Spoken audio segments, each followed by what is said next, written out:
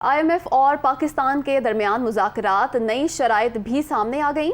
Petroleum मसनूआत पर हर माह 5 रुपये फी लीटर लेवी आयद करने का मुतालबा ज़राए की जानिब से बताया गया है। अगले बजट में टैक्स वसूलियों का हदफ 7,005 अरब से बढ़ाने का भी मुतालबा किया गया है। कस्टम वसूली का हदफ 950 अरब से बढ़ाकर 1,005 अरब रुपए करने पर इत्तेफाक हुआ है। ये बताना है ज़राए का। इसी हवाले से तफसीलात जानेंगे शुएब निज़ामी से। जी बताइएगा।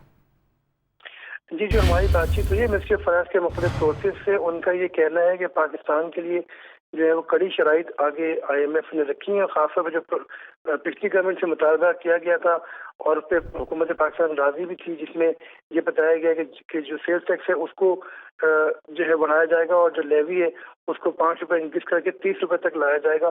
तो इन दोनों को मुतालबात को दोहराया है IMF ने, और पाकिस्तान जो है वो अब लेवी को भी इंक्रीज करेगा और जो GST 17% था उसके बजाय 11% GST को इंक्रीज किया जाएगा, और जो मजमूई टैक्स हुजम है उसमें तकरीबन 440 अरब रुपए का इजाफा किया जाएगा और तकरीबन 7,440 अरब रुपए जो है वो टैक्स वसूलियाँ की जाएंगी। उसका हदफ मुकर्रर किया जाएगा और इसमें इनकम टैक्स, सेल्स टैक्स और कस्टम ड्यूटी तमाम में इजाफा होगा। इनकम टैक्स में जो अभी हमने हुकूमत पाकिस्तान ने ये फैसला किया था कि ऐसी इदारे और कंपनियां और अफराद जो कि सालाना 30 करोड़ से ज्यादा आमदन कमाते हैं उनके ऊपर 2% टैक्स होगा।